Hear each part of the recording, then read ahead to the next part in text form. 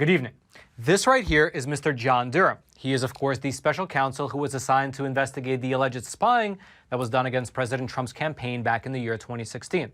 And after remaining relatively quiet for the better part of the last 2 years, well, John Durham's investigation appears to be ramping up big time, with two major developments having taken place over the span of the last week. Let's go through them together. However, before we actually jump into what the most recent filing says, I'd like to quickly introduce the three main actors so we'll be all on the same page. So the first is, of course, Mr. John Durham, who is the special counsel. Then you have Mr. Michael Sussman, who is a former Clinton campaign lawyer. He used to work for a firm called Perkins Coie, where he represented Hillary Clinton as well as the DNC during the 2016 election cycle. And he is currently facing trial for allegedly lying to the FBI. And then lastly, you have Mr. Rodney Joffe, who is a tech entrepreneur. He holds multiple tech-related patents, and he was a senior vice president at Neustar Inc., which is a Virginia-based tech company which provides various internet-related services to both commercial as well as to government clients around the world. Okay, now that the introductions are out of the way, the first major development in the John Durham investigation came as a result of this court filing right here, which was submitted by John Durham's legal team. And within the pages of this court filing, it includes a text message exchange between Michael Sussman, who is again the former Clinton campaign lawyer, and Mr. Jim Baker, who served as general counsel for the FBI. And these text messages, they provide potentially conclusive evidence that Michael Sussman did in fact lie to the FBI. And then furthermore, it looks like he lied to them in writing. Here's specifically what this text message exchange said. Quote, "Jim, it's Michael Sussman.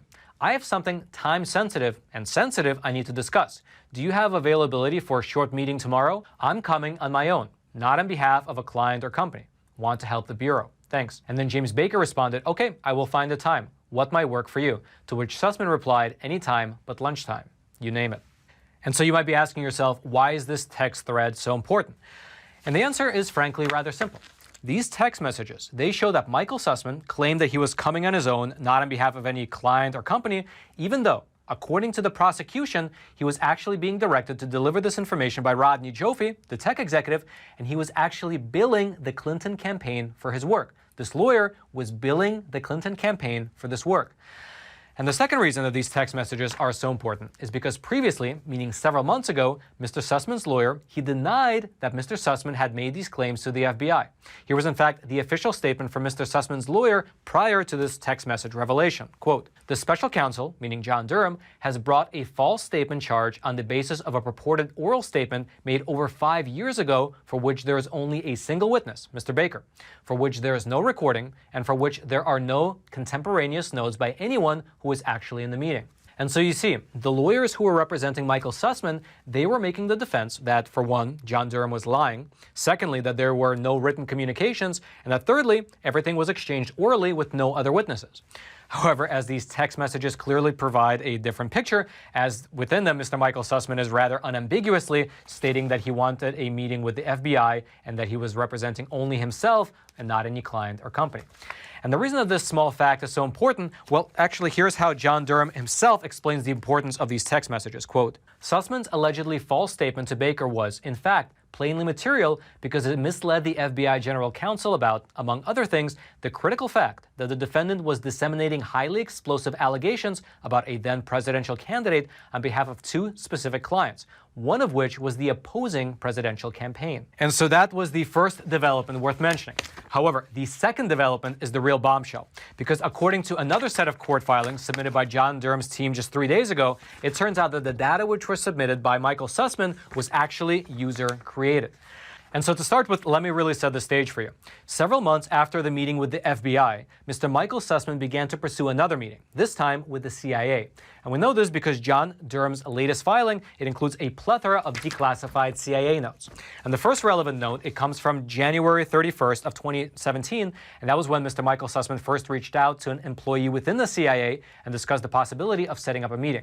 Here's what that particular note says, quote, "Sussman said that he represents a client who does not want to be known, but who had some interesting information about the presence and activity of a unique Russian-made phone around President Trump. The activity started in April 2016 when the president-elect Trump was working out of the Trump Tower on its Wi-Fi network and after his move to the White House."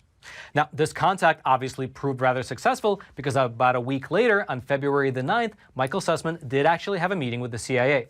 And in that meeting, he provided the CIA with both documents as well as thumb drives that he claimed contained data on them related to potential Russian activities linked with Donald Trump.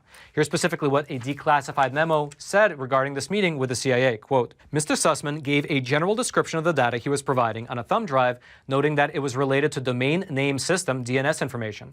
His contacts had gathered information indicating that a Russian-made Yoda phone had been seen by them connecting to Wi-Fi from the Trump Tower in New York, as well as from a location in Michigan at the same time that then candidate Trump was believed to be at these locations.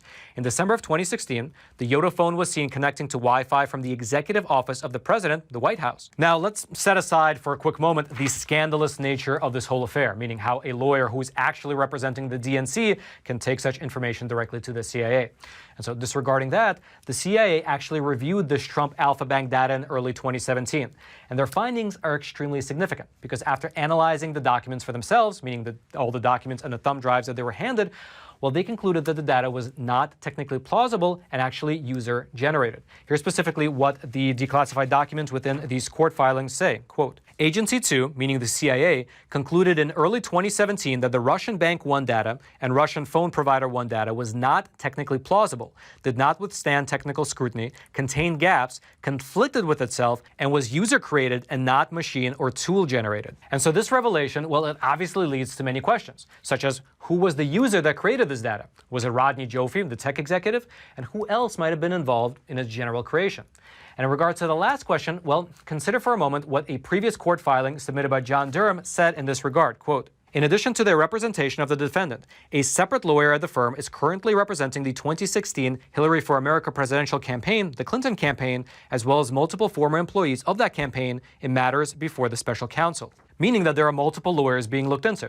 And then furthermore, within John Durham's latest filing, he stated that he provided immunity to a certain researcher in order to uncover some otherwise unavailable facts relating to the Alpha Bank project. Here's specifically what John Durham wrote, quote, the government therefore pursued Researcher 2's immunity, and for your reference, Researcher 2 has now been identified as Mr. David Dagan, in order to uncover otherwise unavailable facts underlying the opposition research project that Tech Executive 1, which is Rodney Joffe, and others carried out in advance of the defendant's meeting with the FBI. And so the fact that Mr. David Dagan has been granted immunity is definitely worth noting, given the fact that John Durham also stated that in these documents that Rodney Joffe, the tech executive who started this whole Alpha Bank data in the first place, well, he remains a subject of the investigation. And so in plain English, what all this amounts to is that the lawyer who is representing the DNC, as well as the Clinton campaign, he took information from Mr. Rodney Joffe, the tech executive, and he gave it to both the FBI as well as the CIA in order for them to investigate President Trump. However, this information was then later found to be technically implausible as well as user-generated. And so now Mr. John Durham is not only pursuing the lawyer who is acting as the middleman, but also he is actively pursuing the person or the people who were responsible for creating this phony data in the first place. And while the lawyers for Mr. Michael Sussman argued that it's impossible to prosecute Mr. Rodney Joffe because of a 5-year statute of limitations, well, Mr. John Durham disagrees, saying this, quote, defense counsel is not and could not be aware of all the evidence that the government has collected and continues to collect or the possible violations of law it is investigating, meaning that the scope of this investigation appears to be getting bigger by the day. If you'd like to read more about this case, including all the documents that we discussed today, I'll throw all that into the description box below this video for you to check out. And also, I wanted to make mention that Mr. Sussman's trial is going to be starting on May 16th in federal court over in Washington, D.C.